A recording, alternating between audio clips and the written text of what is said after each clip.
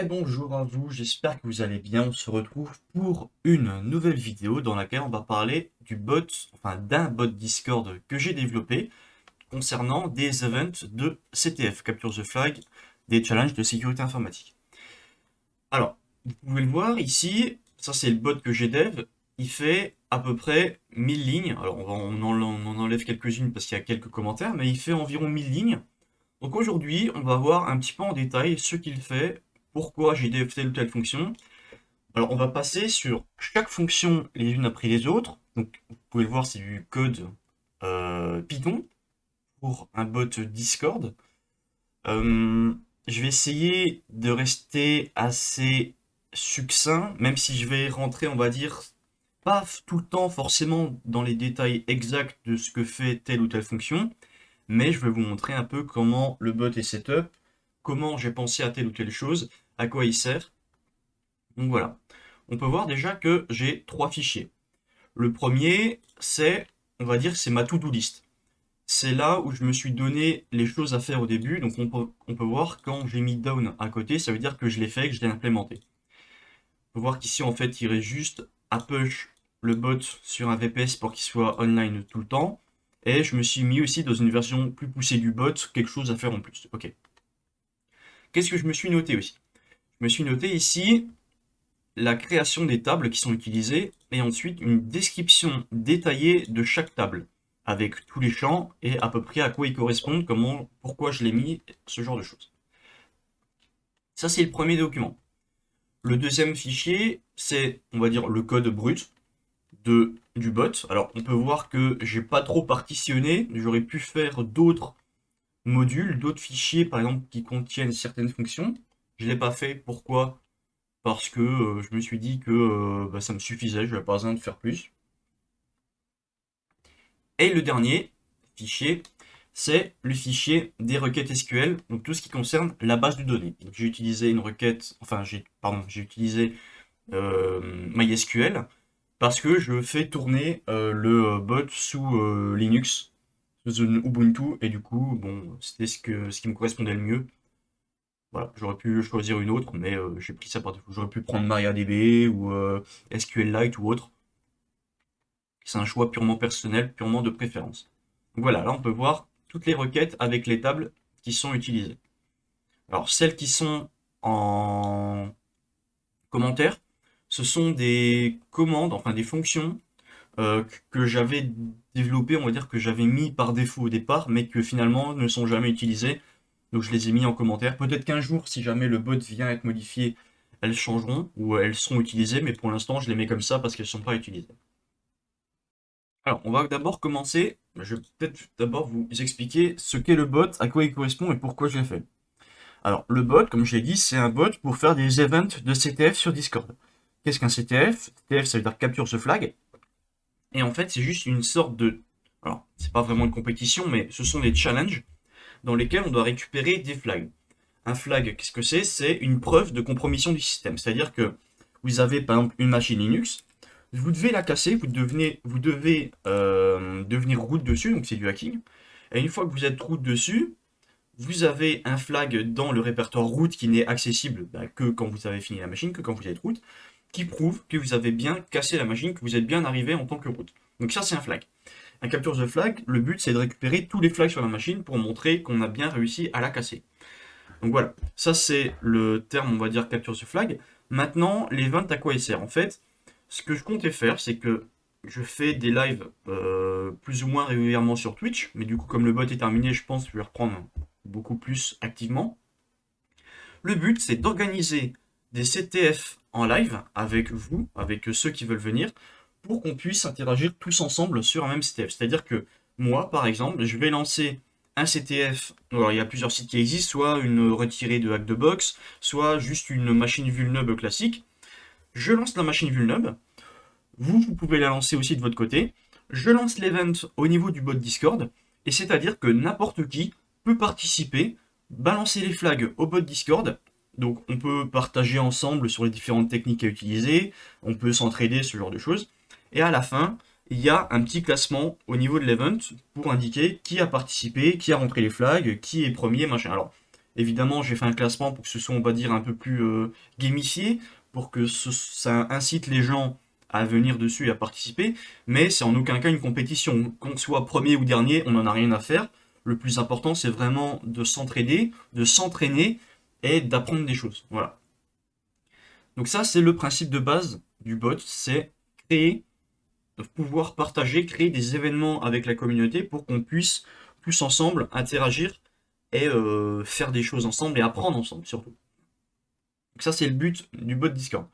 Donc on peut voir que, hop, au niveau du code, alors ça c'est pour, on va dire, la partie principale.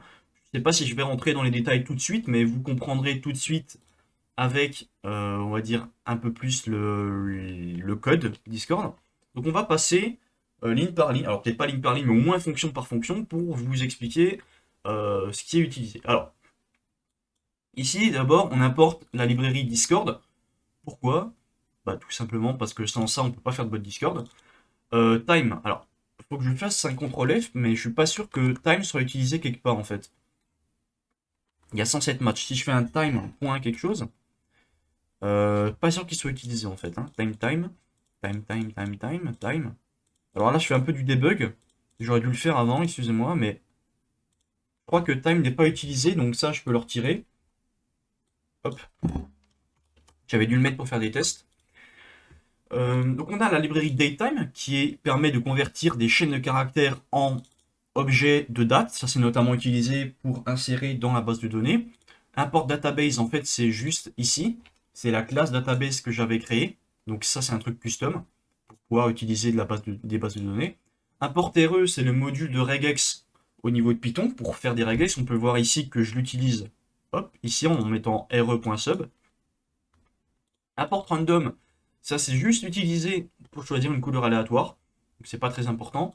Le module asyncio, en fait, c'est pour faire des requêtes asynchrones, c'est-à-dire des requêtes qui s'exécutent en parallèle du programme sans qu'il y ait de blocage. Par exemple concret, si dans une commande, je fais juste un time.sleep pour dormir, pour mettre en pause le programme pendant 30 secondes, le problème c'est que le bot ne répond plus à aucune commande, vu que c'est du synchrone. C'est-à-dire qu'il y a un blocage au niveau de la commande et le bot est en pause totalement pendant 30 secondes, on ne peut plus interagir avec. Alors que avec des commandes asynchrones, via Asyncio, qu'est-ce que ça nous permet de faire? Ça nous permet de mettre la commande par exemple en pause pour une certaine commande, mais de pouvoir utiliser d'autres commandes. Le bot est toujours fonctionnel, il peut toujours répondre à des requêtes. Voilà, donc ça c'est important. Et aussi j'ai importé le module enum, qui est utilisé juste ici, pour les statuts. Alors, qu'est-ce qu'un statut? Là, j'ai fait une classe status. Pourquoi? On peut voir, j'ai upcoming, running, finished, cancel. Ça, c'est au niveau des événements.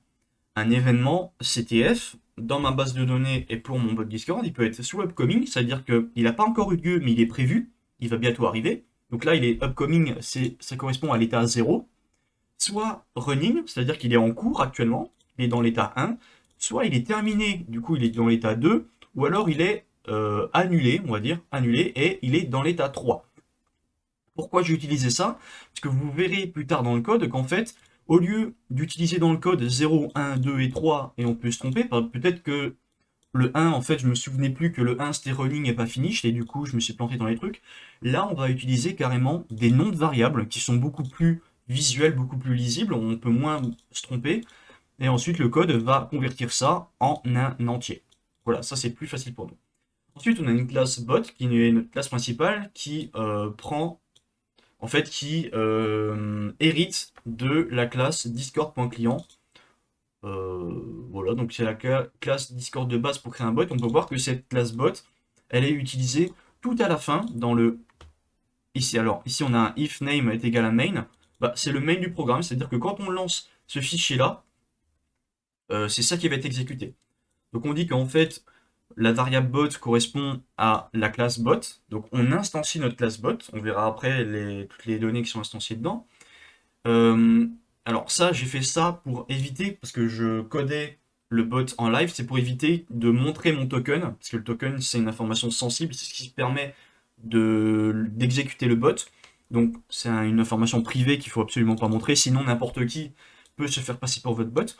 Donc en fait, je l'ai mis dans un fichier que j'ai appelé token.txt et juste je vais le lire et je le récupère. Et ensuite, je lance le bot en lui donnant son token. Donc ça, c'est juste le main qui va lancer le bot. Alors, excusez-moi si je fais des bruits bizarres avec ma bouche, je suis un peu enrhumé. On peut voir qu'ici, voilà, super. Donc là, c'est la définition du bot, c'est-à-dire que quand j'instancie le bot, automatiquement, il y a tout ça qui est fait. Donc là, c'est des variables, on va dire, de base au niveau de la classe. On peut remarquer avec le self qui sont utilisés. Ici, super, c'est parce on doit appeler le constructeur du parent, donc de Discord pour client. Bon, je ne veux pas rentrer dans les détails, mais on est obligé de lui donner certains droits. Là, c'est self.db, c'est une variable qui s'appelle self.db qui en fait correspond à la connexion à la base de données. Alors moi j'ai mis la base de données, elle est en localhost avec un user et un mot de passe bon, qui est notamment, on va dire à peu près par défaut. Et on verra par la suite que quand je voudrais faire une requête à la base de données, ce sera self.db. Le nom de la fonction que je vais utiliser. Donc par exemple, self.db.getUserParID by ID, ça va me retourner tous les users, enfin le user, toutes les informations d'un user pour lequel j'ai donné son identifiant. Bon, là, cela, on va pas rentrer dans les détails tout de suite, mais ce qui est intéressant de savoir, c'est aussi self.current.guild, où j'ai indiqué l'identifiant de mon serveur Discord. Alors, à savoir aussi que j'ai fait en sorte que le bot ne soit intégré que à un seul serveur Discord en particulier. Si j'avais voulu en faire plusieurs, ça aurait été beaucoup plus compliqué. Et comme j'ai pour principe de pas le rendre, enfin, je vais peut-être rendre le code public, mais en tout cas, je vais pas faire en sorte que vous puissiez l'intégrer via ce même bot Discord. J'ai pas besoin de me casser la tête à faire une autre base de données avec dedans la gestion de différents serveurs Discord. Je garde qu'un seul serveur Discord en tête, en base. Dans le cas où vous voudriez refaire exactement le même bot, vous pourrez reprendre le code, mais il faudra changer par exemple la current guild avec l'identifiant de votre propre guild. Pareil pour log channel. Moi j'ai mis un channel qui était présent enfin l'ID d'un channel qui est présent sur mon serveur Discord. Si jamais vous voulez vous aussi utiliser ce bot pour faire votre propre truc Discord, votre propre event CTF sur Discord, vous devrez changer ces valeurs-là.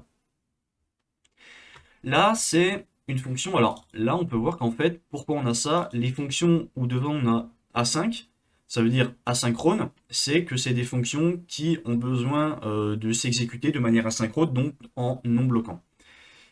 Ici, on peut voir que, alors ça, c'est quelque chose qui est exécuté par défaut. OnReady, c'est on va dire une action qui est faite par le bot automatiquement quand le bot est ready. Donc quand on va le lancer, ici, paf, quand on va l'exécuter et qu'on va faire run, quand le bot est ready, on va directement afficher ces informations-là dans notre console, dans notre terminal. Pourquoi? C'est juste pour montrer que le bot, ça n'a aucune importance, c'est juste pour montrer, nous, que le bot est bien connecté. Ensuite, on a une fonction qui s'appelle sanitize, qui prend en paramètre un message, et qui va juste retirer tous les caractères spéciaux de ce message. Donc j'ai appelé sanitize pour retirer les caractères spéciaux, pour éviter de faire des injections. C'est notamment utilisé quand on veut insérer un message dans une base de données, ou quand on veut envoyer un message, par exemple un hash, au bot Discord. Le hash au bot Discord, normalement, un hash, c'est de type, ça ressemble à un truc de chaîne de caractères comme ça, avec des lettres et des chiffres. Donc en aucun cas, on est censé avoir ce genre de caractères dedans. C'est pour ça que je les élimine. Mesure de sécurité. J'ai une autre fonction qui s'appelle random color, qui est assez classique. C'est juste, ça va créer une couleur aléatoire au niveau de Discord et ça va la retourner. Ça, c'est utilisé pour les embeds. Et on peut voir que là, on a une autre fonction qui s'appelle create embed, qui, elle, va créer un embed au niveau de Discord, va prendre le titre qu'on lui donne, la description, la couleur et une image qu'on lui donne, va créer tout l'embed et va le retourner. Voilà, tout bêtement. Setup timeout. Setup timeout, c'est une commande, enfin c'est une fonction qui est utilisée. Alors, les deux vont ensemble ici. On va pas rentrer vraiment dans les détails, mais c'est deux fonctions que j'ai créées pour faire en sorte de faire un timeout sur une commande. C'est-à-dire que quand une commande est utilisée, on va attendre un certain temps avant qu'elle puisse être de nouveau réutilisée. Pourquoi j'ai fait ça et j'ai pas utilisé les fonctions de base offertes par Discord? Parce qu'en fait, Discord, normalement, ce qu'on peut faire avec, c'est quelque chose comme ça. Par exemple, bot.commande. Donc ça veut dire que si on met ça devant, ça veut dire que en fait, ça, c'est une commande du bot.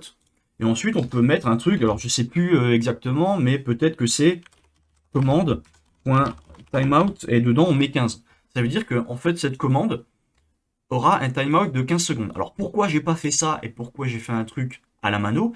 Parce que le problème avec ça, c'est que ça utilise une sémantique que je n'ai pas intégrée à mon bot Discord. Qu'est-ce que je veux dire par là? C'est que moi, on peut voir qu'en fait, ici, les commandes, toutes les commandes, c'est dans un on message. On message, c'est un événement qui est déclenché par le bot Discord quand il y a n'importe quel message sur le serveur. Et ensuite, dès qu'il y a un message sur le serveur, je check, est-ce que le message commence par exemple par point d'exclamation start event? Si oui, alors on fait ce qu'il y a dedans. Sinon, est-ce que le message commence par stop event? Oui, non. Est-ce que le message par machin? Oui. Donc ça, c'est une façon de faire. J'aurais pu faire l'autre façon directement avec ça, mais c'est pas ça que j'ai choisi. Et du coup, si j'utilisais ça au lieu de mes commandes, il y aurait eu un conflit, on va dire, de sémantique, de façon de faire. Donc j'ai préféré le refaire à la mano. Donc ça, c'est un truc totalement custom, et ça me permet d'exécuter une commande. Alors c'est fait un peu à l'arrache, parce que en fait, quand on exécute une commande, on récupère cette commande, on la met dans une variable, et après on check si cette variable, enfin si la commande est encore dans la variable. Si oui, c'est-à-dire que le timeout n'est pas complet, on continue de dormir, et une fois que le sleep est terminé, on retire la commande de cette variable, on remet le timeout à 0, et ainsi de suite. Donc c'est un peu de la tambouille fait à la main, mais ça fonctionne, et au moins ça reste dans la sémantique de tout ce que j'ai fait de mon code.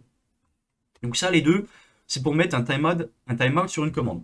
On peut voir très rapidement, par exemple si on va dans la commande help, comment c'est utilisé. En fait, alors help, voilà, on a un self setup timeout de CMD. CMD en fait c'est ça.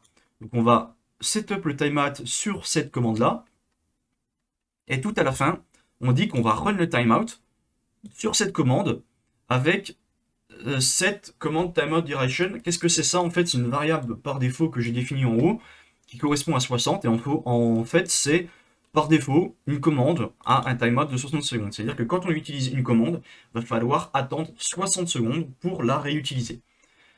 Ça, si on veut changer rapidement, par exemple, on peut mettre 30. Dans ce cas-là, ça modifiera toutes les commandes qui ont un timeout pour une durée de 30 secondes. Je vais laisser par 60 par défaut. Ok. Là, ensuite, on a une autre fonction qui va afficher le classement global au niveau des points des utilisateurs.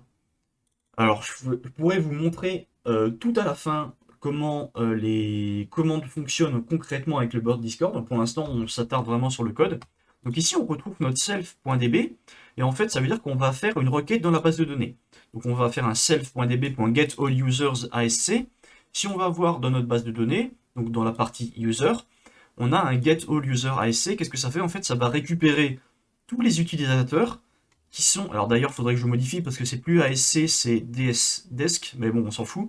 C'est pas en ascendant, c'est en point descendant, mais ça va chercher tous les utilisateurs et ça va les trier par point décroissant. C'est-à-dire que ça va mettre celui avec le plus grand nombre de points au début et le plus petit nombre de points en dessous. Donc ça va juste afficher le classement global par nombre de points. Et là, j'ai fait une petite tambouille qui fait que, en fait, si le user, donc là, Discord user, fetch user, qu'est-ce que c'est? C'est une fonction. Fetch user, c'est une fonction intégrée à Discord, au wrapper Discord Python, qui permet de spécifier un identifiant dedans et de convertir un identifiant Discord en un utilisateur. Ici, je vais récupérer du coup self. Donc là, je vais récupérer tous les utilisateurs. Je vais parcourir chaque... Alors, je vais peut-être rentrer... Je vais rentrer dans les détails au début, là pour cette fonction, mais après pour toutes les autres, je ne rentrerai pas dedans parce que c'est tout le temps la même. On peut voir qu'ici, si je rentre dans les détails, c'est que ça va me faire un select étoile from user. C'est-à-dire que ça va me retourner toutes les données de tous les utilisateurs. Donc ça fait, en gros, ça va me retourner un tableau. un tableau qui va contenir tous les utilisateurs. Et pour chaque utilisateur, ça va me retourner toutes leurs données.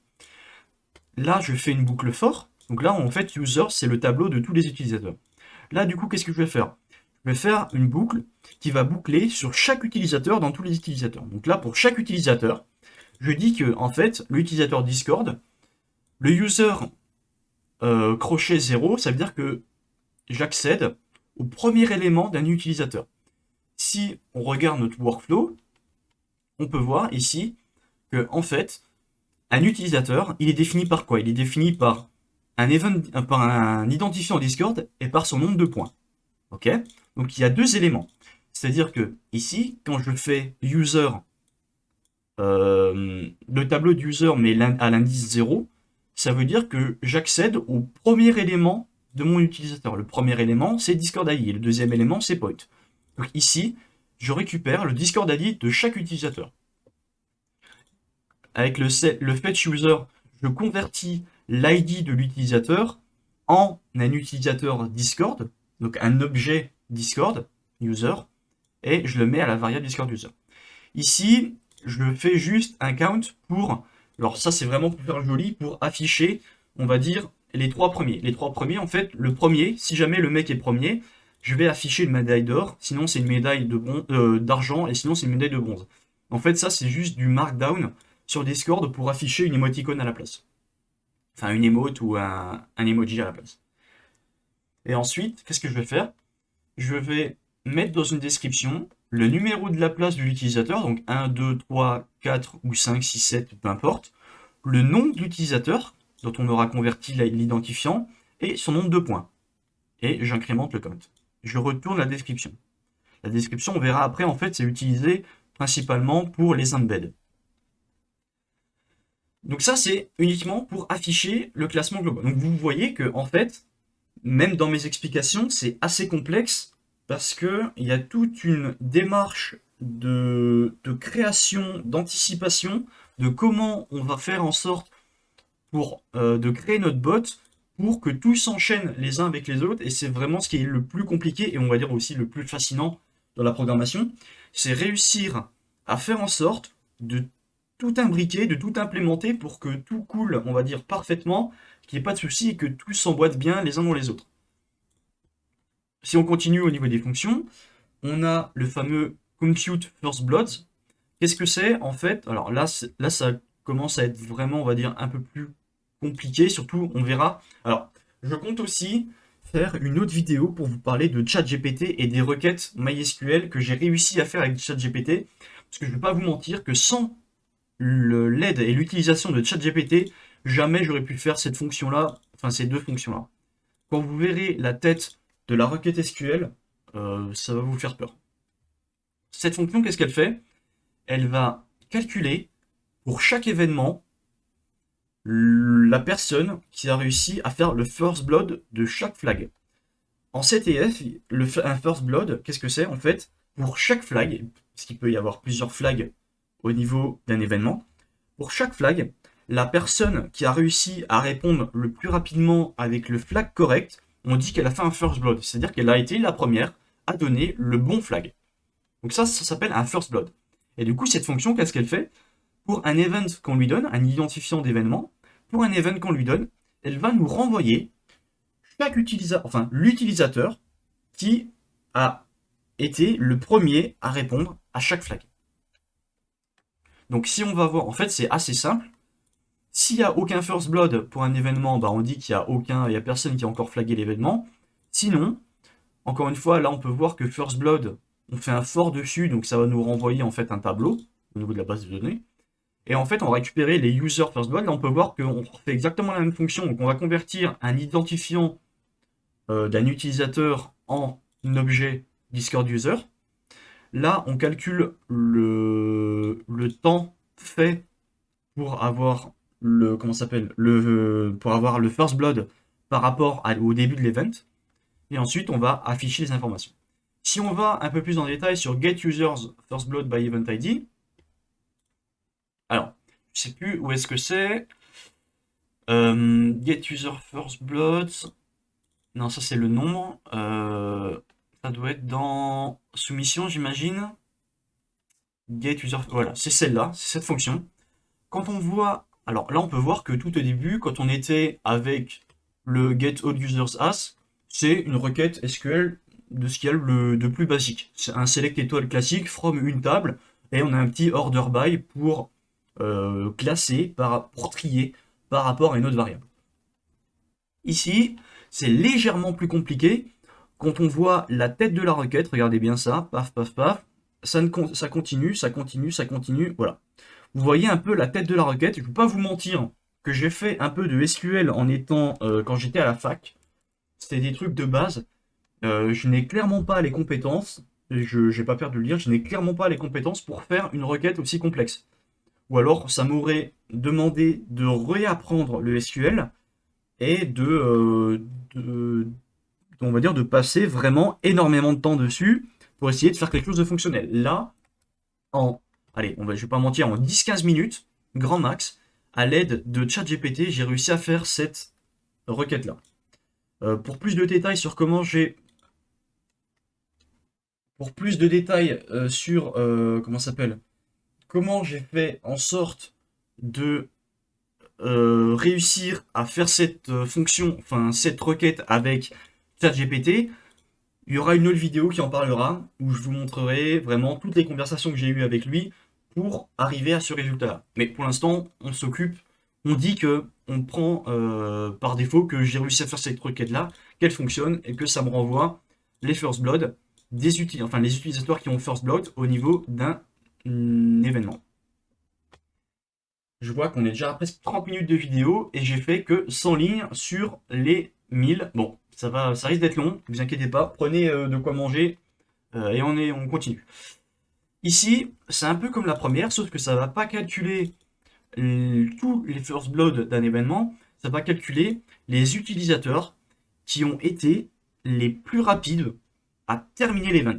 Qu'est-ce que ça veut dire? Terminer un event, c'est-à-dire à rentrer tous les flags corrects d'un événement.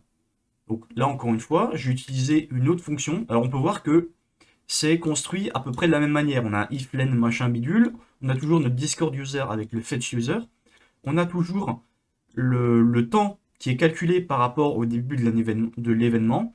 Et ici, on peut voir le texte qui sera affiché à la fin, donc le nom de l'utilisateur a complètement terminé l'event CTF et je mets le nombre d'heures, minutes et secondes qu'il a mis pour terminer l'event.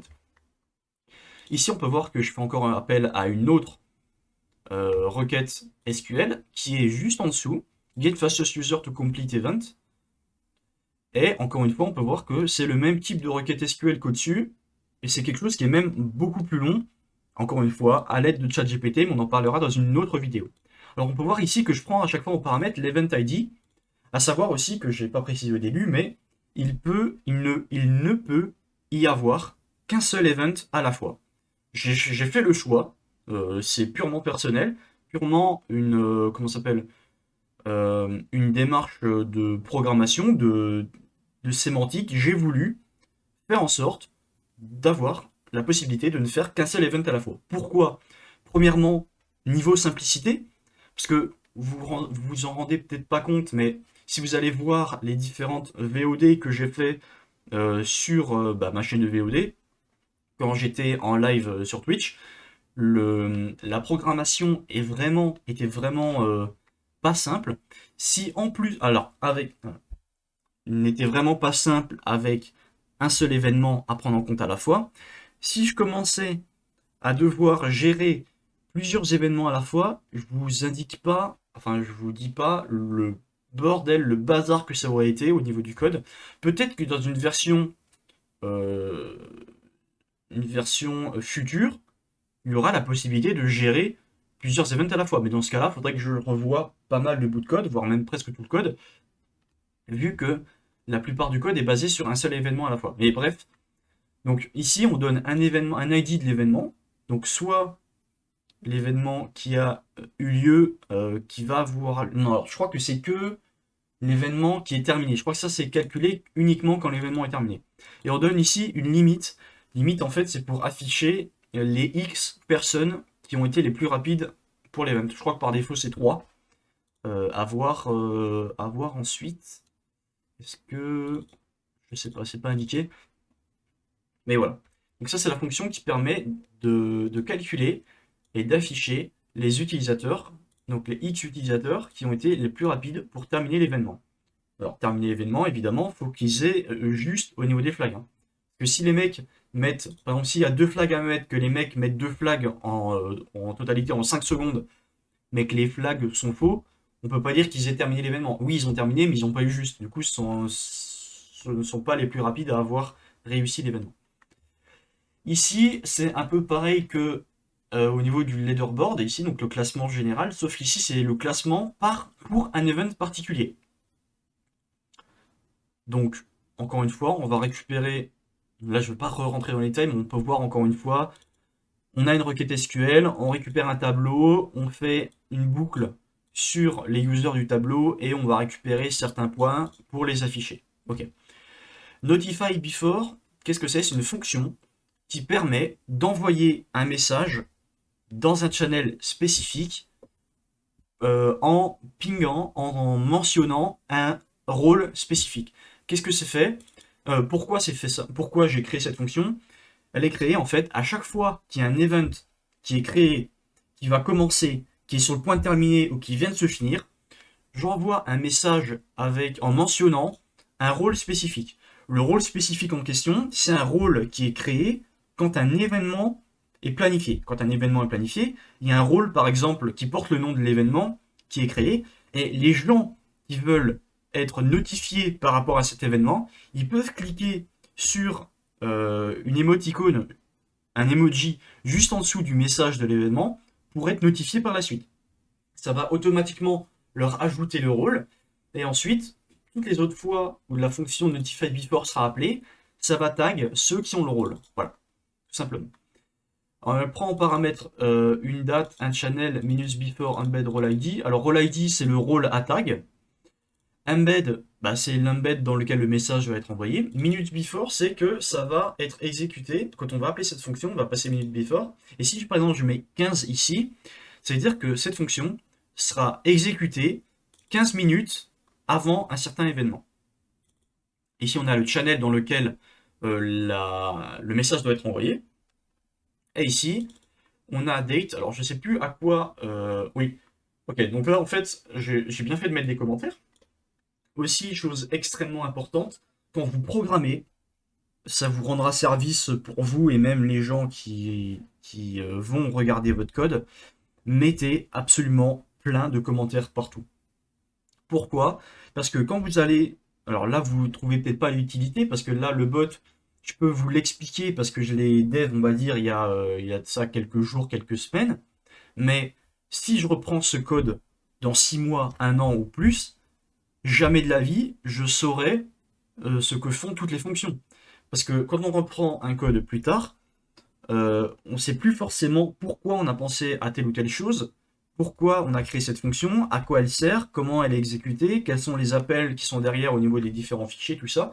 Donc c'est extrêmement important, non seulement pour les autres, si jamais ils veulent euh, ajouter les fonctionnalités à votre code, mais aussi pour vous, pour plus tard, pour pouvoir relire votre code et comprendre ce que vous avez fait. Donc c'est vraiment important de mettre des commentaires partout. Alors on peut voir que ici, je n'ai pas mis énormément de commentaires non plus euh, absolument partout, mais déjà de 1, avec le nom des fonctions, on arrive à comprendre un peu ce que ça fait, et là où j'en avais besoin, j'en ai mis. Par exemple, ici on peut voir que cette fonction, ça envoie un message en mentionnant le rôle de l'événement courant X minutes avant la date qu'on a spécifiée ici. Donc là, vous voyez, j'ai réussi à vous expliquer ce que c'était le role ID, l'embed minute before channel, mais je me souvenais plus de date. Grâce aux commentaires que j'ai mis juste dessus, je me suis souvenu à quoi correspondait date. Et du coup, par la suite, si je dois faire des modifications, ce sera beaucoup plus simple pour moi juste de savoir à quoi correspond date plutôt que de regarder tout mon code, de savoir que notify before, en fait, il est appelé, je sais plus, par exemple ici, avec cet événement ending date. En fait, ending date, qu'est-ce que c'est? En fait, il est calculé là, qui est passé ici à cette fonction qui est utilisée là. Vous voyez, c'est facilement un bazar sans nom. Donc, juste mettre des commentaires, ça vous permet de gagner du temps est de vous remémorer pourquoi vous avez fait telle ou telle chose, et pour par la suite, soit expliquer votre code, soit le remodifier. Ici, qu'est-ce que c'est? C'est une fonction aussi qui va notifier un utilisateur si jamais le flag qu'il a rentré euh, n'a pas eu de vote. Alors, ça, j'aurais peut-être dû l'expliquer au début, mais ici, en fait, comment ça fonctionne? On a un événement par défaut. L'événement, on avait vu tout en haut, il est soit programmé, donc il va bientôt arriver, soit en cours, soit terminé, soit annulé. Ok? Donc il y a un événement, il possède les éléments suivants. Un élément a un ID, donc c'est juste un truc unique, on a un peu rien à faire. Enfin, on s'en fout que ce soit 1, 2, 3 ou 4 ou peu importe. Ça doit juste être unique. On a le nom de l'événement, une description de l'événement, la difficulté globale de l'événement. Donc la difficulté, elle sera sur 10 et c'est une moyenne qui est calculée avec la difficulté des flags. Ok? Par défaut, un événement, il est toujours à 0 sur 10 quand il commence.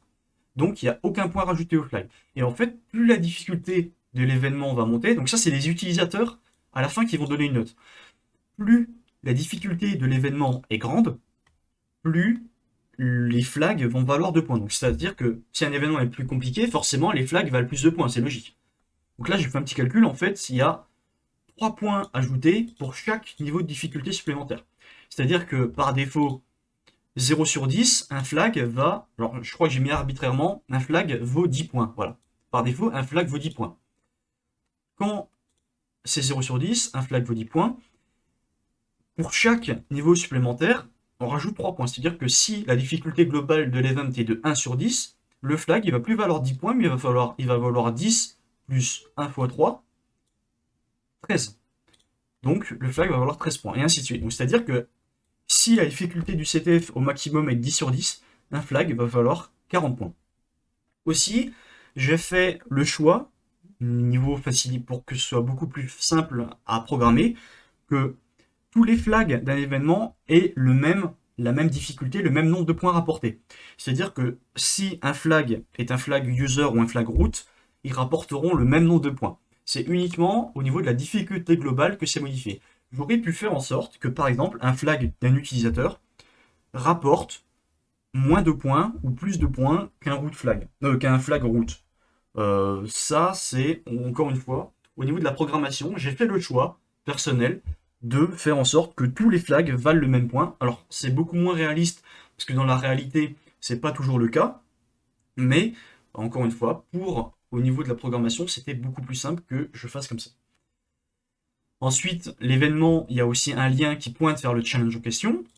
Il y a le nombre de flags à rentrer, c'est-à-dire que au début de l'événement, on dit OK, pour cet événement, tu as 5 flags à rentrer. Il y a 5 flags à trouver et à rentrer pour cet événement.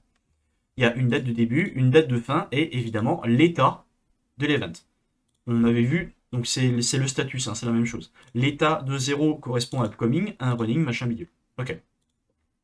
Ensuite, il y a l'utilisateur. Un utilisateur, c'est une personne qui participe à un événement. Un utilisateur possède un ID, donc qui sera l'identifiant vu que c'est unique, l'ID Discord. Alors on peut voir qu'ici, j'ai pas fait des modifications. Au départ, j'avais stocké le nom de l'utilisateur. Pourquoi je l'ai supprimé ensuite? En fait, le nom de l'utilisateur, c'est le hashtag qui est devant vous. Par exemple, moi, je crois que c'est genre rose, hashtag 3306. Je crois que c'est ça mon nom. Donc ça, au début, je voulais le stocker. Pourquoi je ne l'ai pas stocké? Parce que finalement, en fait, ça, c'est modifiable. Je crois que les gens qui ont Nitro peuvent modifier ça. Ça veut dire que si une donnée d'un utilisateur est insérée dans la base de données et qu'ensuite l'utilisateur va modifier son nom, bah, ça va être problématique vu qu'on l'a stocké dans la base de données, il faudrait faire des updates et c'est beaucoup trop lourd en fait, ça ne sert à rien de le stocker. Parce que le nom, on peut simplement le récupérer via l'ID Discord. Comment? Bah, je l'ai utilisé juste avant dans les différentes commandes. On peut voir, vous voyez ici, j'ai un ID Discord que j'ai stocké. Je fetch user pour convertir cet ID Discord en un objet Discord. Et ensuite, j'appelle name dessus. Name dessus, qu'est-ce que c'est? C'est une fonction, enfin, on va dire c'est un attribut de l'objet user Discord qui va retourner le nom. Donc en fait, simplement avec l'identifiant, je peux retrouver le nom de l'utilisateur. Et ça, c'est automatique, c'est-à-dire que si jamais l'utilisateur modifie son nom, ou modifie son nom avec le hashtag, eh ben, je vais pas besoin de modifier la base de données vu que je stocke que son ID qui change jamais. Et c'est quand je vais appeler cette fonction-là que ça va appeler le bon nom en fonction de ce que l'utilisateur a mis lui de son côté. Donc, chose très importante aussi quand on utilise des bases de données, moi c'était un prof qui m'avait dit ça et ça m'avait, je l'ai retenu, c'est que on stocke dans une base de données uniquement les données qui ne peuvent pas être calculées. Ici, parce que sinon il y a redondance. On peut voir que en fait le nom, ça peut être facilement calculé via l'ID du Discord, donc ça ne sert à rien de le stocker. Voilà. Ensuite, un flag. Donc ça c'est une table flag. Un flag, on pourrait croire que en fait c'est le flag que rentre un utilisateur. En fait non. La table flag, elle est utilisée uniquement pour stocker les flags finaux qui correspondent aux réponses officielles. C'est-à-dire que cette table-là, en fait, c'est les réponses. Les réponses aux flags qui sont correctes. Donc, on a un flag ID, c'est notre clé primaire qui doit être aussi un truc random, tout comme l'événement, l'ID de l'événement, ça peut être un truc random, 1, 2, 3, 4, 5, on s'en fout. Le nom du flag qu'on veut donner, donc ça c'est juste après pour l'affichage, par exemple user, root ou autre. L'ID de l'événement auquel le flag est lié, c'est-à-dire que en fait, l'événement est créé, l'événement 1, le premier événement, avec l'ID 1, on peut avoir par exemple le premier flag c'est le user, il est lié à l'événement 1. On a un deuxième flag c'est le root, il est aussi lié à l'événement 1. Dans ce cas, ça veut dire que l'événement a deux flags. Et c'est toujours précisé ici. Et on a un hash. Le hash, qu'est-ce que c'est? En fait, c'est la réponse. C'est la chaîne de caractères qui correspond au hash. Donc, je vous avais montré au début de vidéo, par exemple, ça. C'est un exemple de hash qui pourrait être une réponse. Voilà. Ça, c'est la table flag. On a une table submission qui, en fait, correspond à la soumission d'un hash par un utilisateur. Donc, on peut voir encore qu'on a une clé primaire submission ID qui peut être random, on n'en a rien à faire. Un Discord ID, donc c'est l'utilisateur qui a envoyé la réponse au bot. On a l'événement pour lequel l'utilisateur a envoyé sa réponse et la réponse qu'il a envoyée. Et évidemment, la date de soumission à laquelle il l'a envoyé. Pourquoi la date de soumission? Ça, c'est notamment utilisé pour pouvoir calculer les first blood et les utilisateurs les plus rapides. En fait, on stocke la date de soumission pour savoir qui a été le plus rapide à répondre, tout simplement. Et le dernier, c'est la table vote. On ne l'a pas encore vu, mais en fait, c'est celle qui va nous permettre de calculer la difficulté globale de l'événement. Comment ça fonctionne? En fait, à chaque fois qu'un utilisateur va faire une soumission, on va rentrer un hash au niveau du bot Discord. Le bot va lui demander, ok, ce hash-là, tu l'as rentré, tu l'as soumis pour cet événement. Donne une note de difficulté de ce flag entre 0 et 10. L'utilisateur va ensuite pouvoir mettre une note de 0 à 10 concernant la difficulté du flag. Et ensuite, cette note qui va être calculée, ça va faire une moyenne avec toutes les notes de tous les flags de toutes les personnes qui ont participé, et ça va faire une difficulté globale sur 10. Donc, un vote, alors j'ai appelé ça vote, mais j'aurais pu mettre note en fait. Un vote, qu'est-ce que c'est? C'est un ID random encore. L'utilisateur qui a voté et l'événement spécifique. Alors, en l'occurrence, là, j'ai simplifié le truc comme je vous l'avais dit, pour faire en sorte que tous les flags possèdent la même difficulté. Tous les flags d'un même événement, évidemment. Si j'avais voulu faire en sorte que chaque flag ait une difficulté différente, alors je pense qu'ici, j'aurais pas mis la difficulté globale, mais ici, j'aurais peut-être mis, ici, par exemple, difficulté, au niveau du flag, pour que chaque flag ait son propre difficulté. Et ici, j'aurais mis, du coup, un truc comme flag ID. Alors, attendez, genre un truc comme flag ID. Pour que la note corresponde à un flag spécifique. Là, en l'occurrence, j'ai pas décidé de faire ça, donc j'ai laissé comme ça. Et à la fin, la note qui est un entier de 0 à 10 et qui sera ensuite calculé pour la difficulté globale. Voilà. Ça, c'était pour vous montrer un peu les tables, toutes les tables qui sont utilisées au niveau de la base de données pour faire fonctionner le bot Discord. Voilà, Notified Before. Donc ici, donc là, ça c'était pour vous expliquer ça. Donc en fait, à chaque fois qu'un utilisateur va soumettre un hash, un flag, on va lui envoyer un DM X minutes avant la fin de l'event pour lui rappeler mec, t'as mis un event, mais en fait, t'as pas encore voté, tu l'as pas mis de note au niveau de la difficulté pour ce flag que t'as rentré. Donc s'il te plaît, mets-le. Voilà, donc ça c'est juste un message qui est envoyé à la personne qui a soumis un flag, mais qui n'a pas encore mis de note X minutes avant la fin de l'événement. C'est juste un reminder pour ceux qui n'ont pas encore mis de note pour un flag. À savoir que si la personne, à la fin de l'événement, n'a pas mis de flag, bah, juste ce n'est pas comptabilisé. Voilà. On ignore son vote. Ça, c'est juste une petite fonction qui convertit une chaîne de caractères, hop, une chaîne de caractères en objet datetime. Pas grand chose à dire. Check date, qu'est-ce que c'est? C'est une fonction qui va calculer la date de début, la date de fin.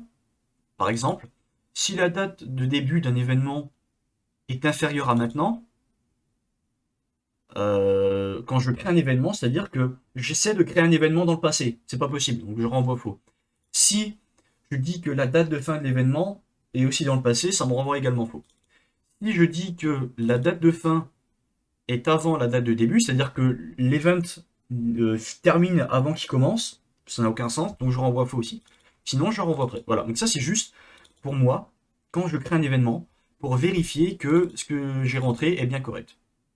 Reset variable, qu'est-ce que c'est? C'est juste une fonction qui va remettre toutes les variables par défaut. Donc ici, on peut voir qu'on a des variables par défaut. En fonction de l'exécution du programme, ces variables vont être amenées à changer. Quand j'appelle cette fonction, elles reviennent toutes par défaut. Voilà. Ici, on a une fonction qui est un peu plus grande, qui s'appelle endEvent. Qu'est-ce que c'est? En fait, c'est un événement, enfin une fonction qui va être appelée à la fin d'un événement. Donc on peut voir que ça va reset toutes les variables. Donc ici, à la fin d'un événement, ça remet tout par défaut. Qu'est-ce que ça va faire? Ça va récupérer également les votes. Donc on peut voir, en fait, c'est la note pour calculer la difficulté globale. On peut voir que là, il y a des fonctions qui sont faites au niveau de la difficulté. Donc en fait, là, qu'est-ce que ça fait? À la fin d'un événement, on reset toutes les variables.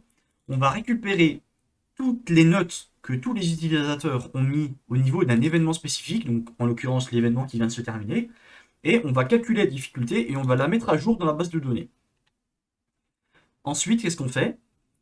On va récupérer tous les maintenant qu'on a en fait, parce que le problème c'est que tant que l'événement n'est pas terminé, on ne peut pas calculer les difficultés de l'événement et calculer le nombre de points. Parce qu'en fait, si on calcule un nombre de points ou la difficulté de l'événement et que en fait un autre utilisateur rentre un autre flag et remet une autre difficulté, ça veut dire qu'à chaque fois on doit update la base de données. Mais ça fait beaucoup trop d'actions, beaucoup trop de requêtes à la base de données. Donc j'ai pris le choix, encore une fois c'est un choix personnel. On aurait pu faire en sorte qu'à chaque fois qu'un utilisateur rentre quelque chose dans la base de données, ce soit recalculé et re-update. Moi j'ai choisi de faire en sorte que la difficulté était calculée une seule fois à la fin de l'événement. Donc tant que l'événement est en cours, on ne connaît pas le nombre de points des participants. Si à la fin, une fois que l'événement est calculé, une fois que l'événement est terminé, pardon, on calcule la difficulté et qu'on calcule les points des personnes. Donc là, par exemple, à la fin de l'événement, on update la difficulté de l'événement dans la base de données. On va récupérer tous les flags d'un événement. On calcule le nombre de points. Donc là, compute point, est-ce que je l'ai utilisé avant ou est-ce que c'est après? Non, c'est après. Là, on n'a pas encore vu celle-là, cette fonction, mais si on voit un peu plus bas, en fait, vous voyez, par défaut, c'est ce que j'avais mis, c'est 10 points. Et ensuite, compute points, qu'est-ce que ça va faire?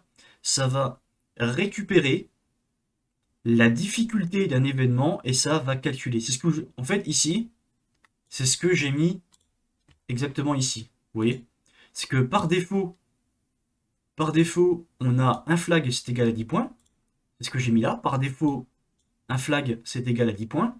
Et la difficulté, en fait, Là, c'est juste qu'on va récupérer la base de données, on va accéder à certaines valeurs, qui est la difficulté. Cette requête, en fait, pour un event spécifique dont on lui aura donné l'ID, il va renvoyer la difficulté. Voilà, c'est juste ça. Et en fait, ça va calculer le nombre de points par défaut, donc 10 points, plus la difficulté x 3. C'est exactement ce que j'ai mis là. 3 points pour chaque niveau de difficulté supplémentaire. Voilà. C'est ce qui est fait là. Donc en fait, compute points, ça va retourner le nombre de points que vaut un flag, ou que vaut chaque flag du... enfin, que valent... Attends, j'arrive plus à parler. Ça va retourner le nombre de points des flags de l'événement par rapport à la difficulté de l'événement. Donc, on va calculer ça ici, donc flag points, on stocke dans une variable.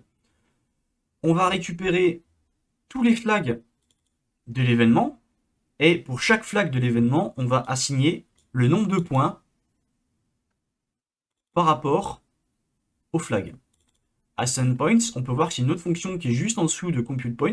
Qu'est-ce que ça va faire? En fait, ça va récupérer les soumissions correctes des utilisateurs et ça va leur update leurs points. C'est-à-dire que si un utilisateur à la fin de l'événement, on récupère le nombre de points d'un flag. Donc je dis n'importe quoi. En fait, imaginons que à la fin de l'événement, on récupère la difficulté. Il y a eu tous les utilisateurs qui ont participé, ils ont mis une note de 10 sur 10 parce qu'ils ont trouvé que l'événement c'était le plus compliqué du monde. Ok. L'événement 10 sur 10, ça veut dire quoi? Ça veut dire qu'on va calculer la difficulté, qui est de 10 sur 10. On va calculer le nombre de points que rapporte un flag. 10 sur 10, on avait vu que maximum c'est 40 points. Donc ok, donc un flag vaut 40 points. Donc ça, on a 40 points ici. On va récupérer tous les flags et on va dire, ok, pour l'événement et tous les flags qui valent 40 points, tu assignes les points aux utilisateurs qui ont répondu correctement. C'est-à-dire que ici, chaque utilisateur, si un utilisateur a soumis le flag correct, pour chaque flag correct qu'il aura, on lui mettra 40 points de plus. Voilà. C'est juste le calcul de points en fonction de s'il a bien répondu ou pas. Je ne sais pas si c'est vraiment très explicite ce que je développe, ce que je décris, ce que j'explique.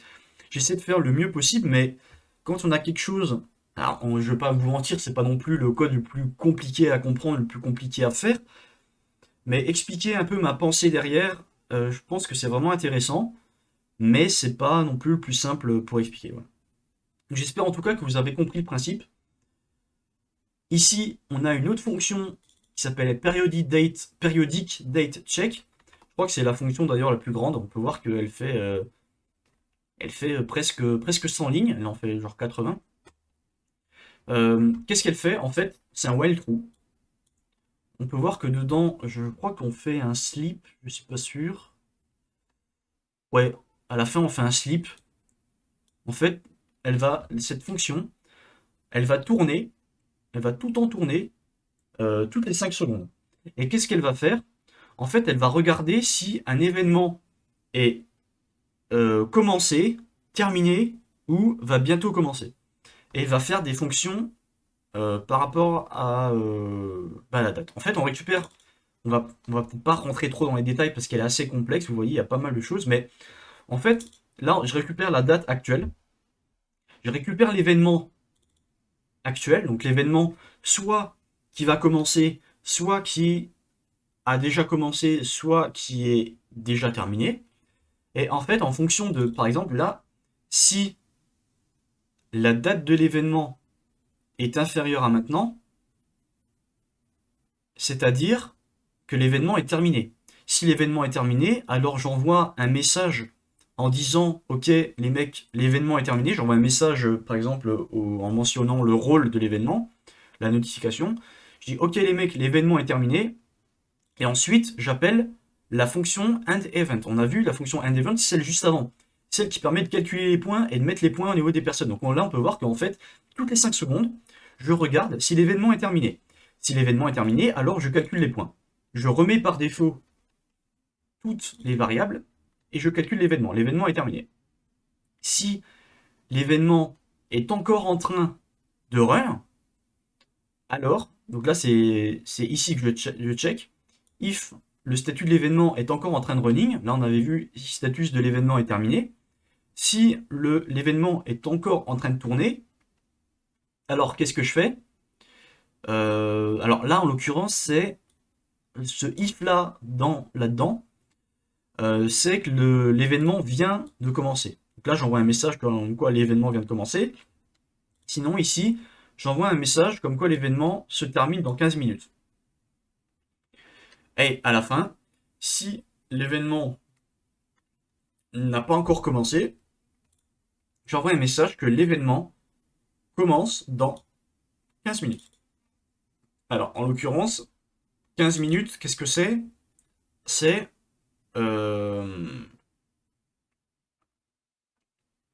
j'utilise Notify Before qu'on a vu juste avant.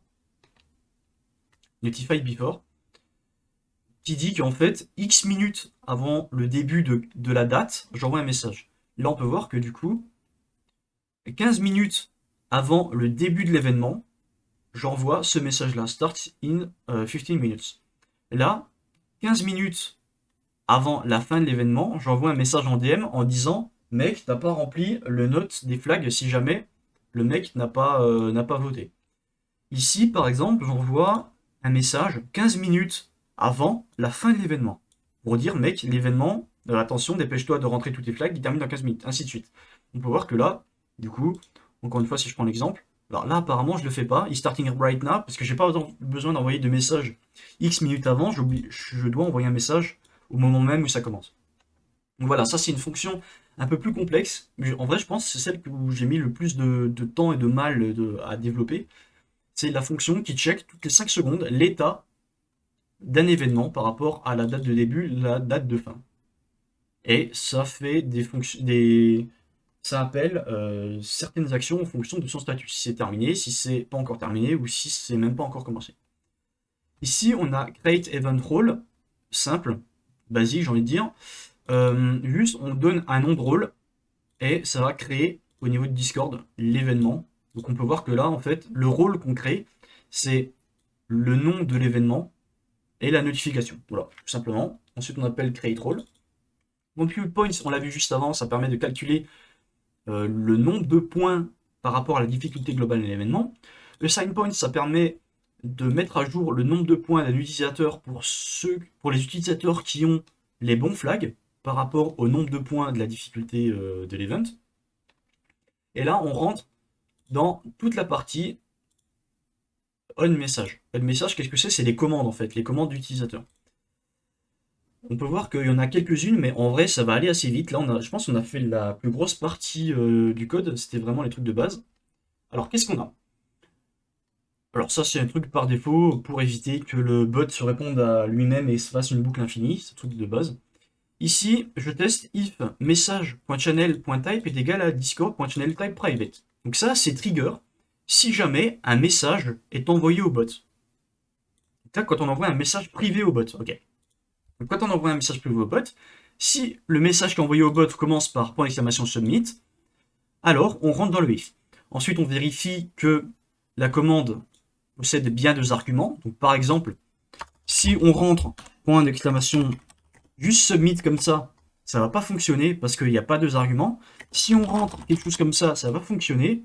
Si on rentre quelque chose plus encore un autre argument ou d'autres trucs, ça va pas fonctionner parce qu'il y a plus que deux arguments. Là, il y en a 1, 2, 3, 4. Voilà. Donc là, ça va check le nombre d'arguments. Si c'est différent de 2, il y a une erreur et on quitte. Ensuite, on va encore split le message et on va stocker les deux premiers. TMP, qui est en fait la commande .submit que je mets dans une variable TMP parce que j'en ai pas besoin. Et le deuxième qui sera le flag, ou plus on va dire le hash que l'utilisateur aura rentré. Le membre, là on retrouve notre fameux fetch user, où en fait on va récupérer l'identifiant de l'auteur du message qui nous a envoyé le message au bot. On va récupérer dans la variable number. On va check si l'event est en train de run, s'il y a un événement courant. C'est-à-dire que là, s'il n'y a pas d'événement courant, c'est-à-dire qu'il y a un utilisateur qui fait un submit avec un flag alors qu'il n'y a pas d'événement qui est en cours, bah, on va pas pouvoir rentrer le flag puisqu'il n'y a aucun événement qui correspond à ça. Là, on va check s'il y a un événement qui est en cours. S'il n'y a pas d'événement en cours, on quitte. Enfin, on fait rien. Enfin, on lui dit sorry, no current event is running. Voilà. Ensuite, on récupère l'événement courant. Enfin, l'ID de l'événement courant. On récupère le nombre de flags courants. Donc, le nombre de flags, en fait, c'est ici. C'est le nombre de flags à rentrer. Pourquoi on récupère ça et pourquoi on l'a stocké dans la base de données? C'est pour qu'on puisse calculer si le nombre de flags que l'utilisateur a déjà rempli est inférieur ou pas. Exemple. Ici, on dit par exemple que dans l'event, on a 2 flags à rentrer. Ok? Il y a 2 flags, par exemple le user et le root. Il y a 2 flags à rentrer. L'utilisateur remplit premier flag, il envoie ça en là. Plus précisément, il envoie submit machin au bot. Ok, il a envoyé un premier flag. L'utilisateur, paf, fait un deuxième flag, il l'a trouvé, il fait oh, ok, ça c'est le deuxième flag. Il fait un deuxième submit au bloc, au bot, pardon. Si on n'avait pas flag count et qu'on vérifiait pas le nombre de flags que l'utilisateur a rentré, bah, il pourrait faire autant de submit qu'il veut. Le problème, c'est qu'en fait, il n'y a que 2 flags. Donc il peut pas rentrer plus que 2 flags. Donc ça, c'est le if qui permet. Oula, attendez.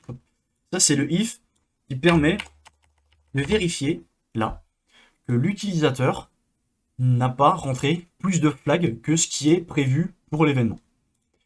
Ici, je suis passé rapidement, enfin je suis pas passé dessus, mais en fait, ça vérifie que l'utilisateur existe dans notre base de données.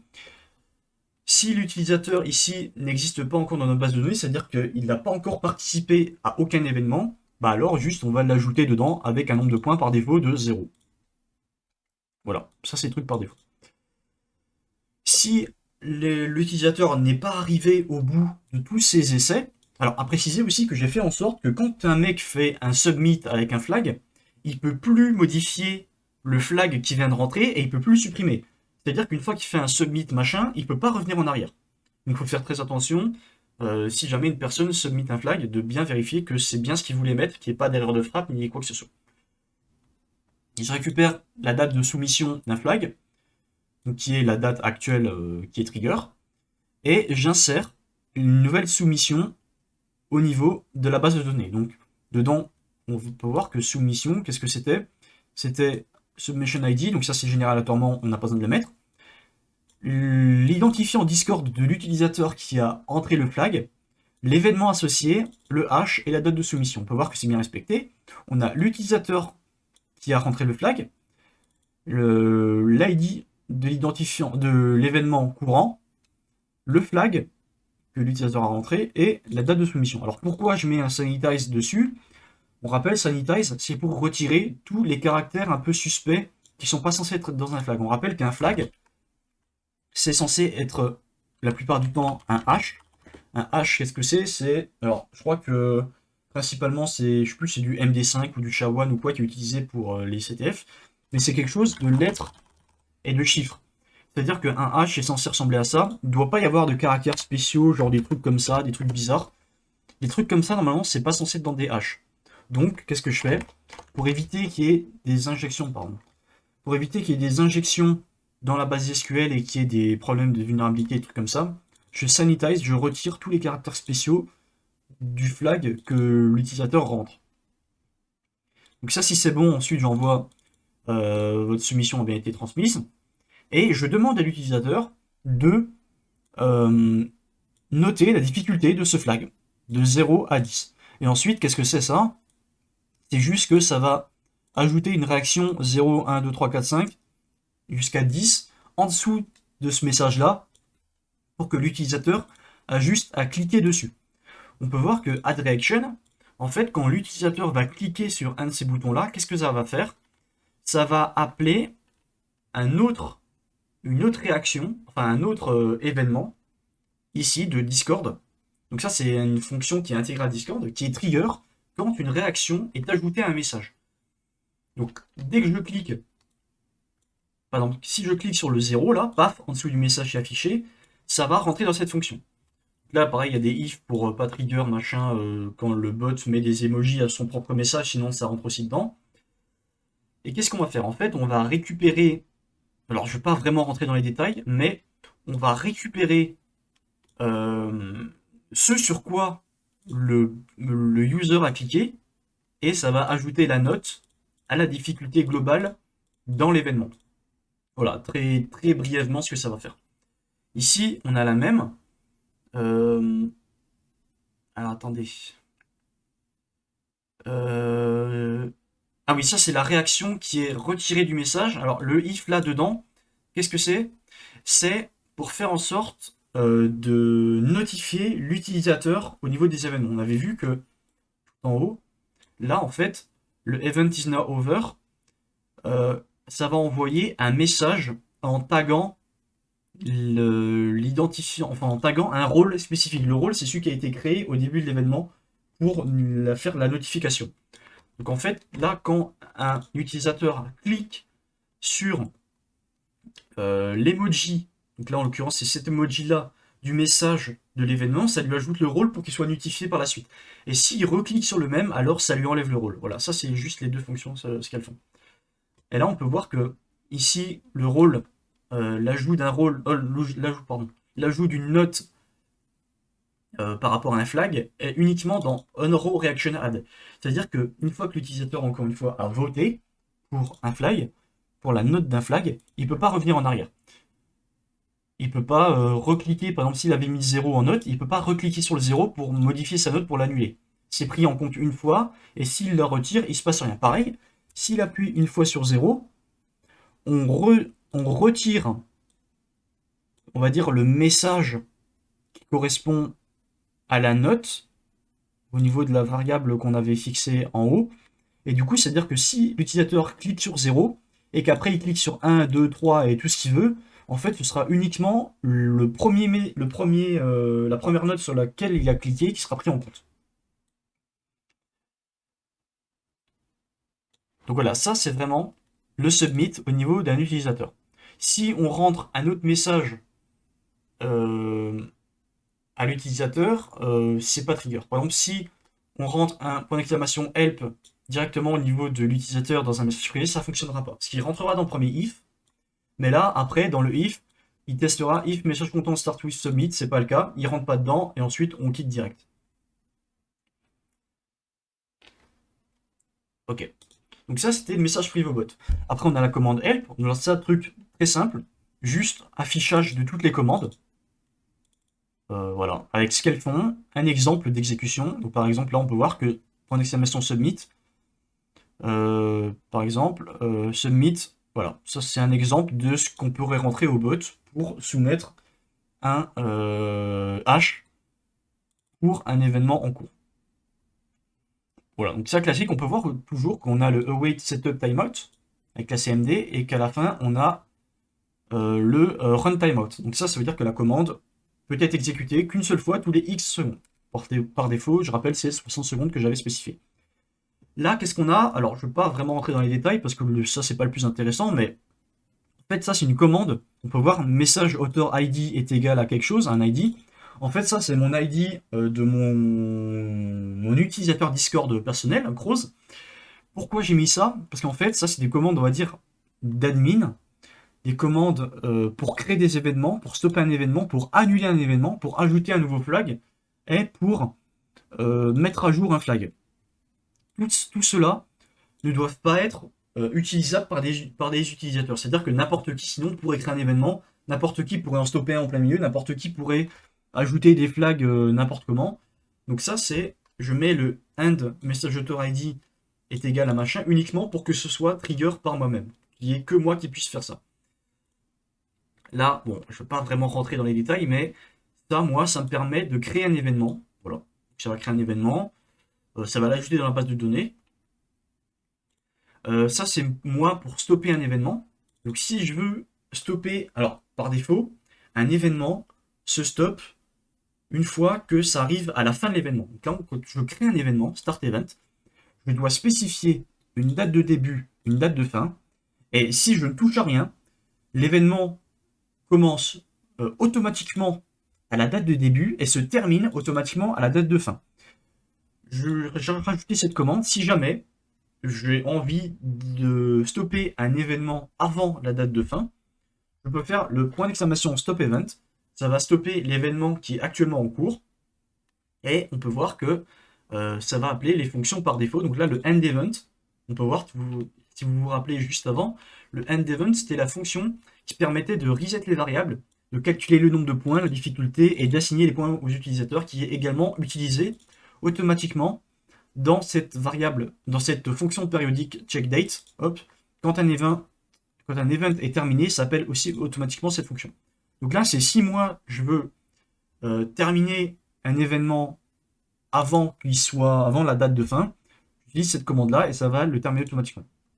J'ai aussi une commande cancel event. Alors, quelle est la différence entre stop event et cancel event? Cancel event, ça annule un événement.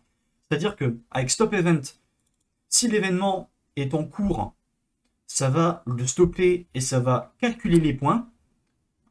Alors que si je fais un cancel event, alors il y a deux cas. Je peux faire un cancel event d'un événement qui n'a pas encore eu lieu. Dans ce cas-là, juste ça va l'annuler, il ne va rien se passer. Si je fais un cancel event d'un événement qui est actuellement en cours, ça va l'annuler, mais ça ne va pas calculer les points. C'est comme si en fait l'événement n'avait jamais existé. On va supprimer les soumissions de la base de données, on va supprimer les votes en fonction des différents flags, on va supprimer aussi le rôle, on va reset les variables, mais on va rien faire de plus. On ne va pas appeler le fameux end event, parce qu'on ne veut rien calculer, on veut juste annuler l'événement. Donc ça, c'est dans le cas où je vais l'annuler. Ici, qu'est-ce que c'est? C'est la fonction addFlag.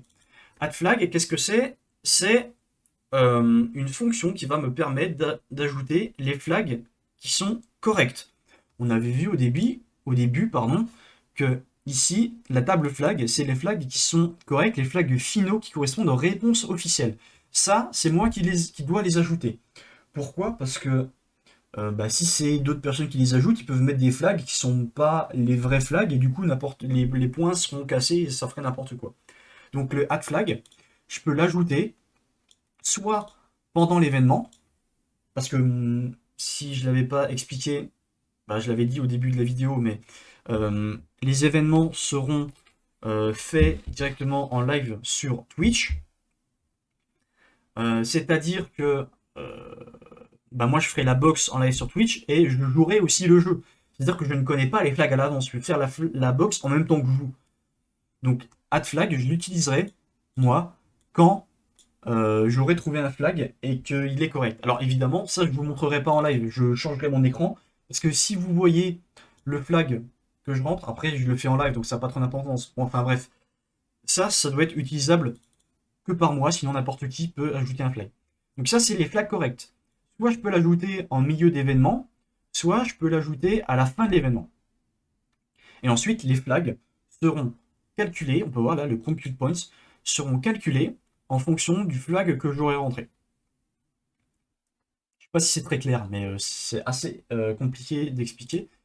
Ah oui, je voudrais rajouter aussi à la fin, je vais me le noter là pour ne pas oublier, la triche. Ça, c'est important de parler aussi. J'en parlerai à la fin. On a l'autre fonction qui s'appelle updateFlag, qui est un peu comme addFlag, mais là c'est un peu plus compliqué. Pourquoi? Parce que updateFlag, si jamais au début j'avais fait un addFlag avec un flag, par exemple j'avais fait une faute de frappe ou j'avais pas mis le bon flag, updateFlag ça me permet de modifier ce que j'avais déjà mis. Le problème, c'est que quand je fais un addFlag, je calcule le nombre de points par utilisateur au niveau du flag. C'est-à-dire que addFlag, alors, exemple, pour un truc concret, il y a deux utilisateurs. Il y a un premier utilisateur qui a par exemple mis le flag submit AZERTYUP, ça c'est le user 1, et il y a un deuxième flag, un deuxième user qui a mis par exemple le machin user 2. Donc ça c'est un premier user, on dit que dans l'événement event, il y a un flag à spécifier, ou one flag to submit. L'événement, quand je crée l'événement, je dis ok, mec, il y a un flag à soumettre et ensuite tu as fini l'event. Le premier utilisateur, il envoie un message privé au bot, il envoie point d'exclamation submit son hash, son flag. Ok. Le deuxième envoie ça. Moi, quand je vais faire la commande point d'exclamation addFlag de mon côté, alors soit au milieu de l'événement, soit à la fin de l'événement, je vais par exemple faire ça, paf, avec celui-là, parce que j'aurais trouvé que le flag correct dans l'événement, ce sera celui-là. Quand je fais ça, user 1, son nombre de points est calculé en fonction du flag qu'il a rentré. Donc lui, il a un bon flag, donc il aura un nombre de points par rapport au flag qu'il a rentré. Lui, son nombre de flag est incorrect. Ok. Disons maintenant, par contre, que je me suis trompé, je me suis planté, que j'ai fait un add flag machin, mais qu'en fait, ça c'était pas le bon flag, je sais pas pourquoi j'ai mis ça, en fait, le bon flag c'était celui-là. Le problème, c'est que c'est un peu plus compliqué. Pourquoi? Parce que le update flag, si je change le flag et que je dis, ah merde, en fait, le flag c'est plus ça, je fais un update, update flag de ça, c'est quoi la problématique? C'est qu'en fait, le premier utilisateur qui avait bon, il a plus bon. Donc il faut lui retirer les points qu'il avait. Il faut rajouter les points à lui. Donc là, en l'occurrence, c'est ce que ça fait. En fait, si on modifie un point, ceux qui avaient les points corrects de l'ancien flag, on leur retire les anciens points, on update le hash, le nouveau hash, et on rajoute les points à ceux qui ont le correct. Voilà, donc c'est ce que fait le update. C'est un peu plus compliqué que juste le add, parce que le update, il faut retirer les points à ceux qui avaient l'ancien flag correct, mais qui désormais n'est plus correct, et ajouter des points à ceux qui ont désormais le bon flag. Donc ça, c'est encore une commande que je peux faire qu'à moi, sinon on peut y avoir de la triche. Et ensuite, on a juste un truc classique, une commande .! upcoming, utilisable par tout le monde. Là, on peut voir par contre, cependant, que pour toutes les autres fonctions, les dernières fonctions, on a, alors là j'avais message author ID qui veut dire que c'est utilisable, que ces commandes ne sont utilisables que par moi. Ici on a un message channel ID qui veut dire que les commandes sont utilisables par tout le monde mais que dans un seul channel spécifique. On peut voir ici que en fait le channel là ça correspond à un channel spécial pour les commandes bot. C'est-à-dire que ces commandes là ne peuvent être exécutées que dans un salon spécial conçu pour cette occasion pour exécuter des commandes de bloc. De bot alors. Pardon, c'est pas celle-là, c'est hop, jusqu'à celle-ci. Donc c'est-à-dire que si jamais quelqu'un fait un .! upcoming dans blabla, il se passera rien. Par contre, il faut faire un .! upcoming dans le channel, je crois que c'est bot event ou un truc comme ça, pour que ce soit pris en compte. Upcoming, qu'est-ce que ça fait? Ça va simplement lister les événements, ou l'événement, plutôt, l'événement qui va bientôt arriver. Ok. .! running, ça affiche des informations sur l'événement qui est actuellement en train de tourner. Alors ça affiche ces trois fonctions-là. Là, c'est la même pour tous les événements qui sont déjà terminés. Donc ça va afficher une liste d'événements terminés. Je vous montrerai après des exemples d'exécution directement sur Discord pour que vous compreniez un peu mieux.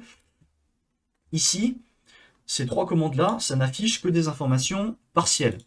On peut voir que si on va dans Upcoming, on va afficher que le nom de l'événement, l'ID de l'événement et la description. On va pas afficher tout ce qui est... alors, il y a la date de début, la date de fin également. Mais on va... Enfin, alors attendez, je me répète parce que je me suis planté. Ici, pour la date de début d'un événement, on va afficher uniquement le nom de l'événement, son ID, sa date de début et sa date de fin.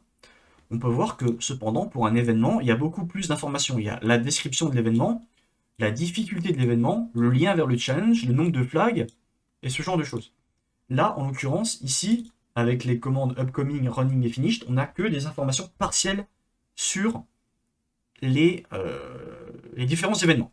Si on veut plus d'infos sur les événements, on aura la fonction .! info, mais on repartira dessus juste après. Avant, je vais vous montrer la fonction la commande .! leaderboard. Qu'est-ce que c'est? Bah, tout bêtement, ça va afficher le ladder général avec le nombre de points des utilisateurs qui ont participé à la totalité des événements. On avait vu print global leaderboard, c'est l'une des toutes premières fonctions que je vous ai montré, tout en haut, qui va juste récupérer la liste des utilisateurs dans la base de données, trier par ordre décroissant, et qui va afficher le classement des utilisateurs. Classique. Ensuite, le dernier, qui est la commande plutôt .! info. Alors, il y a deux, on peut voir qu'elle est assez grande. Oui, j'ai galéré un peu, mais c'est que du formatage, c'est que du print, on va dire. La première partie, c'est pour récupérer les infos d'un utilisateur. C'est-à-dire qu'on peut faire .! en pingant un utilisateur, en le mentionnant. Par exemple, la commande, il y a un exemple d'exécution de commande, ce serait .! info, cross, comme ça. en pingant directement sur Discord. Qu'est-ce que ça va faire? Ça va récupérer plein d'informations concernant un utilisateur. Quand je dis plein d'informations, qu'est-ce que c'est? Ça va récupérer son identifiant Discord, ça va récupérer son nom sur Discord, ça va récupérer le nombre de points qu'il a, nombre de points totaux, son rang global dans le classement, son nombre de participations à des events, le nombre de flags qu'il a rentré, le nombre de flags corrects, mais oups, pardon, le nombre de flags, je vais réussir, le nombre de flags corrects qu'il a rentré et le nombre alors, le nombre de first blood, donc le nombre de premières fois, enfin le nombre de fois où il a été le premier à répondre correctement à des flags, et la liste de tous les événements auxquels il a participé. Ça, c'est le premier, c'est si on veut récupérer des informations sur un utilisateur spécifique. La deuxième partie, c'est si on fait un point d'exclamation avec l'ID d'un événement en particulier. Qu'est-ce que ça va faire? Ça va récupérer toutes les informations des événements. C'est-à-dire que, par exemple, si je fais un point d'exclamation finished, ça va me lister la base des événements qui sont terminés. Si je veux avoir plus d'informations sur cet événement, je vais récupérer son ID, qui sera listé avec par exemple le point d'exclamation finished. Je vais récupérer son identifiant et je vais faire un point d'exclamation info avec son identifiant. En fonction de son statut, on ne va pas afficher les mêmes informations. Vous vous rendez compte, enfin vous savez que si un événement n'est pas encore commencé, on ne peut pas déjà afficher le classement global, enfin le classement général de l'événement, puisque le truc n'a pas encore commencé. Du coup, si c'est un événement qui n'a pas encore commencé, on affiche que certaines informations. Si l'événement est en cours, alors on affiche d'autres informations, et quand l'événement est terminé, on affiche encore d'autres informations. Par exemple, quand un événement est terminé, qu'est-ce qu'on va afficher comme information en faisant la commande point d'exclamation info avec l'événement? On va afficher évidemment la description de l'événement, l'URL, la date de début, la date de fin, le nombre de flags à rentrer. On va rentrer quoi? On va afficher quoi? La difficulté, le nombre de participants qu'il y a eu pour cet event, le nombre de flags qui ont été soumis, le nombre de flags corrects et la valeur d'un flag. La valeur d'un flag, on a vu, c'est calculé par rapport à la difficulté, c'est combien de points rapporte un flag. Qu'est-ce qu'on va afficher? On va afficher aussi les personnes qui ont fait le first blood au niveau de l'événement. Donc là, c'est des fonctions qu'on a vues tout au début. On va calculer, voilà, donc là, c'est 3. Donc les 3 personnes les plus rapides à avoir terminé l'event. Attention, j'avais dit avant, les plus rapides à avoir terminé l'event en ayant indiqué les bons flags, en ayant correctement répondu. Et à la fin, on a le ladder de l'événement en question. À la fin, on envoie tout ça. Ça, c'était juste un message au niveau des règles, mais finalement, je ne l'ai pas laissé. J'ai juste fait en sorte que le bot écrivait les règles directement dans un channel particulier. Et pendant que j'y pense, je voulais revenir à la triche. Alors, la vidéo est déjà assez longue. Je vous montrerai un peu les exemples d'exécution directement sur Discord et après on s'arrêtera là. Mais au niveau de la triche, alors évidemment que va pouvoir y avoir de la triche dans l'événement. Vu que je fais ça en live, que les gens peuvent tricher, se mettre à plusieurs, faire les box avant, parce que évidemment, les événements, je vais faire en sorte qu'ils soient j'ai perdu le mot, pas setup, mais qu'ils soient définis bien avant. Exemple, je sais que le lundi soir, je fais un live événement CTF sur Discord ou sur Twitch. Qu'est-ce que je vais faire? 2-3 jours avant, je vais dire aux gens, ok, il y aura cet événement de prévu sur cette box de VNUB. Pourquoi je fais ça? Parce que les gens n'ont pas forcément la fibre optique, n'ont pas forcément une bonne connexion, et du coup vont devoir télécharger la box en avance. Je sais qu'il y en a qui ont vraiment des petites connexions, et du coup si je dis le soir même, ok les gars on fait cette box et que la box fait 3 gigas, il y a déjà peut-être une partie des gens qui ne pourront pas participer uniquement parce qu'ils n'ont pas le temps de télécharger la box. Donc je vais définir des événements à l'avance pour que les gens aient le temps de télécharger la machine et d'installer. Évidemment, les gens peuvent l'installer en avance et la faire en avance. Mais du coup, ça n'a aucun intérêt de faire ça. Alors oui, c'est de la triche, oui, tu auras été le premier, tu auras peut-être soumis un flag en 2 secondes, parce que dès que l'événement sera lancé, tu pourras faire le submit. Mais ça ne sert à rien, ce n'est pas une compétition. Le but, c'est d'apprendre, de s'amuser, de progresser ensemble. Si un mec veut faire son intéressant en faisant un submit du flag, par exemple 2 secondes avant, enfin 2 secondes dès le début du truc, ou je sais pas moi, 10 minutes après, pour faire son intéressant, bah soit, super, mec, t'as flag, le premier flag, t'es first blood, mais t'as aucun mérite, puisque juste t'as fait le truc avant, t'as pas joué le jeu, t'as aucun mérite, aucun intérêt de faire ça. Et si jamais je vois que ça se produit et que ça se répète, bah le mec juste potentiellement, qu'est-ce qu'il aura gagné? Il aura gagné juste le fait de se faire ban des événements et de plus participer. Donc oui, évidemment, la triche est possible, mais ça n'a absolument aucun intérêt. Il n'y a aucun prix à gagner à la fin, si ce n'est que faire le beau et être premier du ladder. Mais si t'es premier du ladder en ayant triché, je ne vois pas l'intérêt. Alors évidemment, je crois que je l'avais rajouté dans les règles, euh, au niveau de la triche et tout. Euh, ce que je répète, machin. Oui, vous pouvez faire le CTF à plusieurs.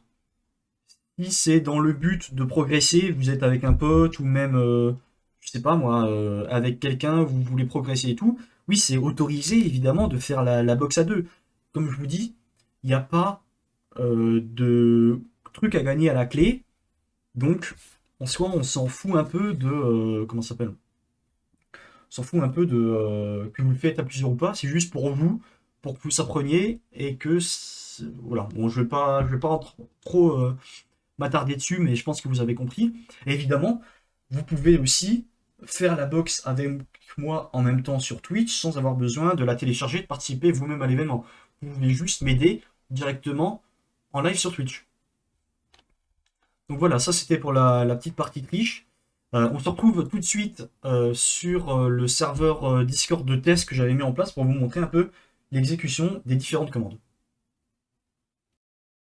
Ok, donc on se retrouve maintenant sur directement mon serveur Discord de test. Donc on peut voir ici que j'ai fait différents tests.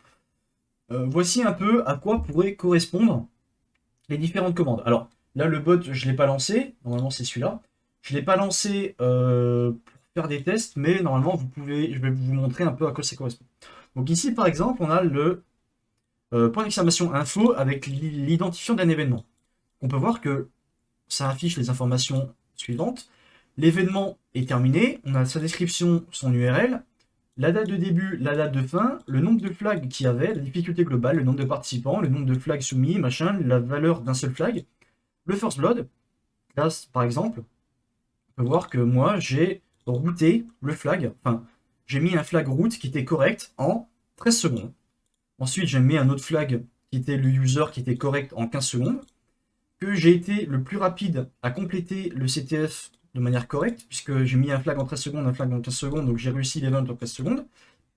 Et à la fin, on a l'event, le leaderboard, le classement général de l'événement. Donc ça, c'est pour l'information. Si je veux afficher des informations concernant un utilisateur spécifique, par exemple, point d'exclamation info avec mon ping, la mention de mon utilisateur, j'ai bien l'ID de l'utilisateur, le username, le nombre de points totaux, le classement général au niveau du rank, mon nombre de participations, le nombre de flags que j'ai fournis, le nombre de flags qui ont été corrects et le nombre de first blood que j'ai fait. Et évidemment, j'ai la liste des événements de l'ID, des événements auxquels j'ai participé. Donc ça, vous voyez, j'ai fait plein de tests, il y a plein de trucs qui ont été changés. Ça, c'est la fonction que j'utilise pour créer un événement. Donc, on pouvait voir le point d'exclamation Start Event. Là, c'est le nombre d'événements que je mets, c'est la description de l'event, l'URL de l'event, le nombre de flags, la date de début et la date de fin. Voilà. Une fois qu'un event est créé, normalement, alors je ne sais pas si on le verra encore ici. Est-ce qu'il y a des rôles qui ont été supprimés? Non, il n'y a pas. Mais normalement, quand je crée un événement, ça crée un nouveau rôle ici. Par exemple, voilà. Là, c'est un exemple. Euh, voilà. Alors attendez. Ouais, là c'est un exemple. Par exemple, ici, quand je fais ça, Alors, voilà, ça correspond à celui-là. Là, je crée un event, je l'appelle Vulnup Pumpkin. La description, c'est box de niveau facile pour ceux qui veulent s'entraîner et débuter dans les CTF. Il y a 2 flags à obtenir. L'URL de la machine, les 2 flags, date de début, date de fin. Qu'est-ce que ça va faire? Dans ce salon-là, ça va directement ping tout le monde et ça va créer un message. Le message, c'est le nom de la machine que j'ai créée plus event. Le new event is planned, donc ok. Là, je sais que maintenant, il y a un nouvel événement qui est créé.